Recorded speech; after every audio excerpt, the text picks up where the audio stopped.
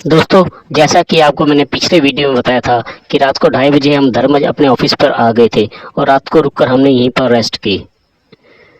नमस्कार दोस्तों, कैसे हैं आप? आपका स्वागत है 365 डेज चैलेंज के वीडियो नंबर 201 पर। दोस्तों, ये हमारा ऑफिस है OSTT लॉजिस्टिक्स का, जो कि धर्मज में टोबैको कंपाउंड में है। तो इस वक्त ऑफिस बंद है, अभी सुबह हुई है और यहाँ हमारी गाड़ी खड़ी है। तो यहाँ से हम गाड़ी में यूरिया डाल करके आगे का सफ़र करेंगे।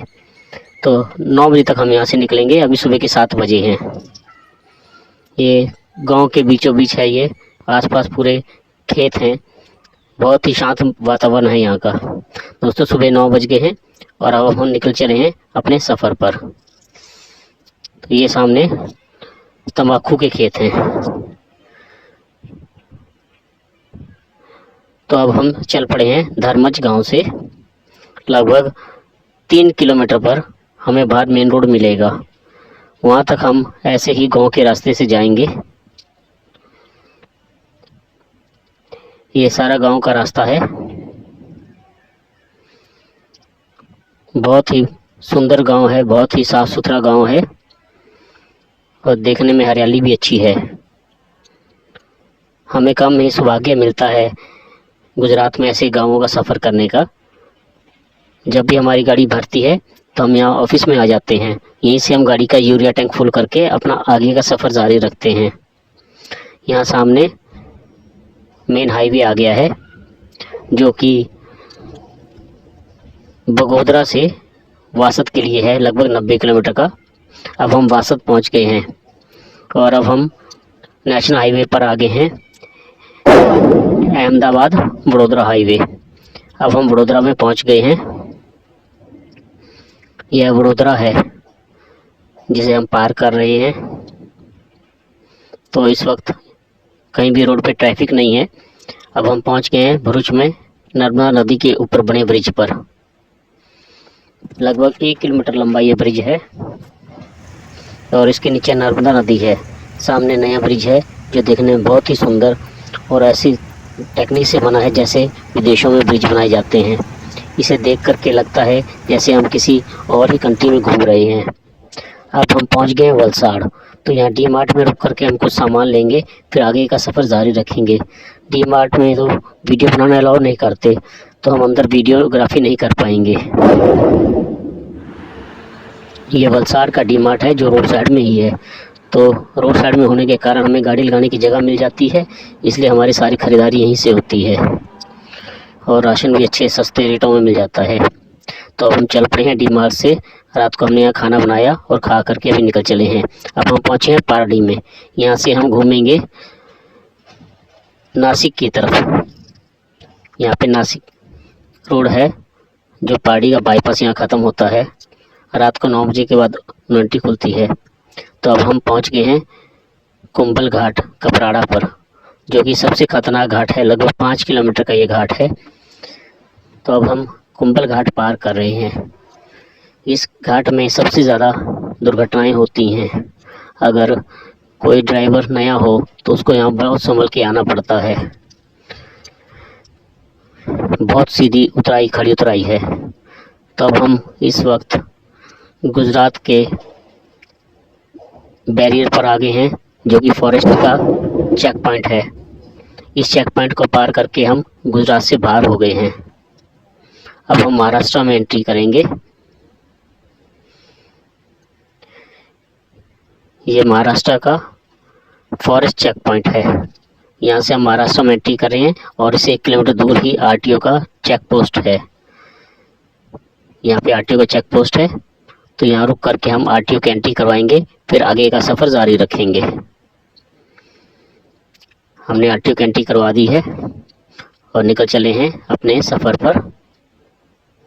अब इसके पास ही दूसरा घाट आएगा जिसे कौटुंबी घाट कहा जाता है और पेठ में वो घाट स्थित है।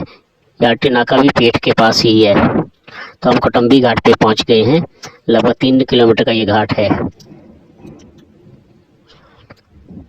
खाली पड़ा है इस टाइम घाट। इस वक्त घाट में भी ट्रैफिक नहीं है, तो बहुत आराम से हम ये घाट क्रॉस करेंगे। यहाँ पे हमें कुछ ट्रैफिक मिल रहा है।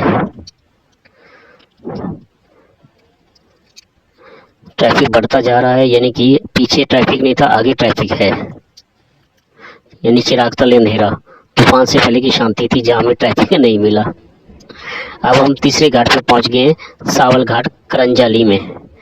तो ये सावल घाट है करंजाली का, तो इसमें भी इस वक्त ट्रैफिक नज़र नहीं आ रहा। हाँ, आगे गाड़ियाँ ज़रूर चली हुई हैं। तो हम इस वक्त सावल घाट क्रॉस कर रहे हैं, जो कि 3 किलोमीटर की चढ़ाई है, और इस घाट को क्रॉस करने के बाद लगभग 35 किलोमीटर हमें नासिक का सफ़र रह जाता है। इतना ट्रैफिक नहीं है इस घाट पे भी इस वक्त। जब ट्रैफिक होता है तो ट्रैफिक जाम लगता है यहाँ पे, क्योंकि शार्प टर्न है जिनमें गाड़ियों का जाम लग जाता है। तो हम घाट पार करके एकमात्र टोल टैक्स पर आ गए हैं, जो कि नासिक से पहले हमें टोल टैक्स पड़ता है। नासिक यहाँ से लगभग 30 किलोमीटर रह जाता है। दोस्तों, अब हम नासिक में पहुँच गए हैं। यहाँ नासिक हाईवे मिला है हमें, जो कि धुलिया से बॉम्बे के लिए जाता है। तो हम नासिक हाईवे के ब्रिज पर चल रहे हैं। 5 किलोमीटर बाद रैंप आएगा, जिससे हम उतर के नासिक रोड से हम नासिक रोड की तरफ घूमेंगे। तो 5 किलोमीटर बाद ये रैंप आ गया है, पहला ही रैंप है, पहला एग्ज़िट है। यहाँ से लेफ्ट टर्न करके हम नासिक रोड पे आ गए हैं। यहाँ से 5 किलोमीटर जाने के बाद ये रोड ख़त्म हो जाता है। इस ब्रिज के नीचे नासिक रोड रेलवे स्टेशन है। तो यहाँ पे इस ब्रिज को पार करके हम नासिक से बाहर आ जाते हैं।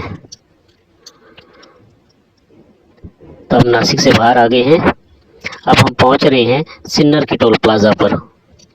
यह टोल प्लाज़ा है सिन्नर का।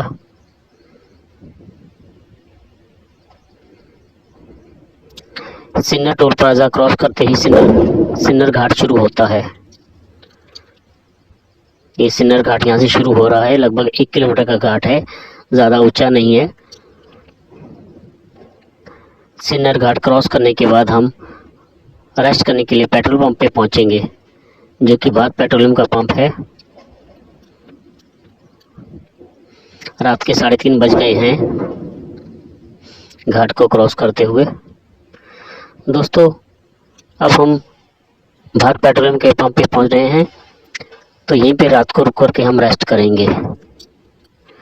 रात के 4 बज गए हैं, तो हम देखते हैं सुबह कब नींद खुलती है।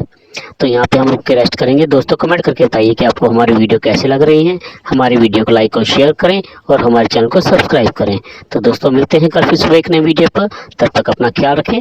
जय हिंद दोस्तों।